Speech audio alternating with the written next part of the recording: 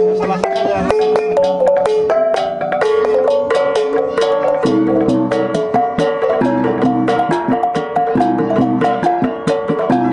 Perempuan ini adalah cukup memuaskan.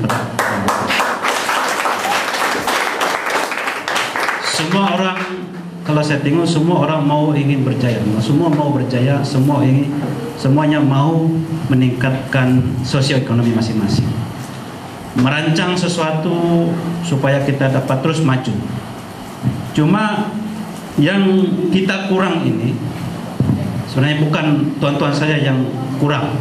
Saya sendiri pun sebenarnya, walaupun saya dibesarkan dalam dunia pertanian ini, saya dibesarkan dengan menanam padi yang selepas daripada teknologi yang ada sekarang ini, yang itu saya belum belajar.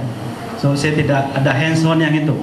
Saya nampak dari jauh tapi tidak hands on. Tapi yang kalau naik kerbau sampai mau guring, sampai menanam kiawi, pelajaran kiawi lah. Yang saya nampak adalah kita punya knowledge ini tidak berapa lah. Kita knowledge dalam arti kata yang saya nampak macam mana kita menjadikan sektor pertanian ini menjadi satu sektor yang intensif. Bukan seperti amalan kita yang ada hari ini. Kita semua nih ada training. Kita semua tahu tanam getah, tanam sawit, tanam padi, tanam sayur dan sebagainya. Kita tahu yang itu. Cuma the intensive application, ya, intensif pengerjaan secara intensif itu kita belum dapat. Jadi saya kira ini menjadi satu tugas bagi pihak persatuan khususnya dan kami semua lah, dan kita semua, supaya kita nak meningkatkan ilmu ini. Ada, kalau saya tengok beberapa perkara yang macam tidak berparalelan dengan apa yang sepatutnya berlaku lah.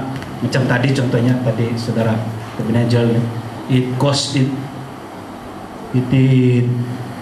pengeluaran padi misal kata, dia tunjukkan semua dia punya cost pengeluaran dan keuntungan, tapi terlupa dalam itu cost pengeluaran itu dalam 2 kali musim dengan kali 3 tahun. Kemudian ada banyak lagi strategi lain selain daripada yang kita praktis yang ada sekarang ini untuk kita komersialkan lagi. Dan semua orang mau mewujudkan koperasi, itu yang jelas sekali. Kita mau bekerja sama, ya. Tapi kita tidak tahu koperasi ini, kita tidak boleh bekerja dengan 200 ekar tanam sawit. Kita tidak boleh tanam padi dengan koperasi dengan 60 ekar. Tidak cukup dengan itu. Jadi kita perlu jumlah tanah yang besar. Tapi masalahnya kita punya kawasan yang ada nih, kita punya wilayah Kimarga yang ada hari ini.